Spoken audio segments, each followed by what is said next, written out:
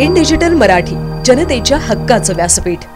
अंबरनाथ शहरातील प्राचीन शिव मंदिर जवळील जुने अंबरनाथ गाव तसेच पालेगाव या परिसरातील रस्त्यांची अतिशय दुरावस्था झाली आहे।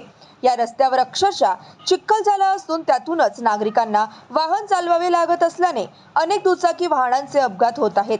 तसेच शाळेच्या बसेस सुद्धा रस्त्यावरील खड्ड्यांमध्ये अडकून पडत असल्याने विद्यार्थ्यांनाही त्याचा नाहक त्रास सहन करावा लागतोय। या रस्त्याची दुर्दशा ड्रोनच्या माध्यमातून येथील एका सामाजिक कार्यकर्त्यांनी चित्रित केली आहे।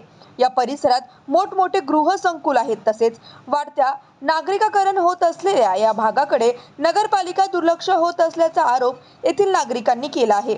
वारंवार नगर परिषदेची पत्रव्यवहार करूनही रस्त्यांची अवस्था जैसे थे आहे। त्यामुळे लवकरात लवकर रस्ते सुरळीत करावी अशी मागणी येथील नागरिकांनी केली आहे।